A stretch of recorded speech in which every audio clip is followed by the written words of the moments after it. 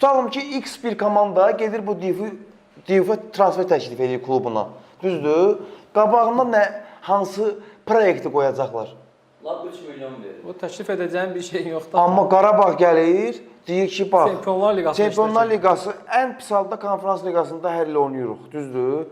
Məndən gedən futbolçulara bax. Son 5 ildə ən azı 10 futbolçu transfer olunub, yaxşı qiymətlərə və sən buranı tramplin kimi istifadə edə bilərsən. Bu futbolda çox önəmli bir şeydir ha. Hər hansı bir gənc futbolçunu cəlb eləmək üçün və ən önəmlisi bunlardan daha önəmli.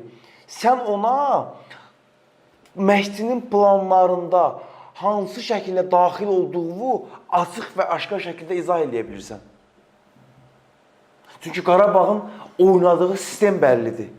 Və sən ona deyirsən ki, bax, 10 il bundan qabaq olunan transferlərlə və ondan sonraki Vaci getdi Saint-Étienne, Juni getdi Flamengo'ya Sevilla istəyirdi. Və Juninho'nun Flamengo və Sevilla istəyəndə unutmayaq ki, 28 yaşı var idi. Bu futbolçunun 22 yaşı var.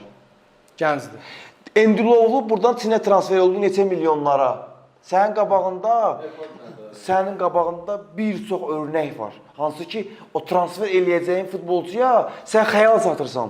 Ən önəmlisi budur. Bütün fikirlərini qarışdıra bilirsən. Yəni bu, hara baxsan, sən bu futbolçunu cəlb eləyə bilirsən. Başa düşürsən demək istəyirəm. Yəni bu futbolçu üçün də 21 yaşlı, 22 yaşlı futbolçunun ən böyük məqsədlərindən biri nədir? Xəyal.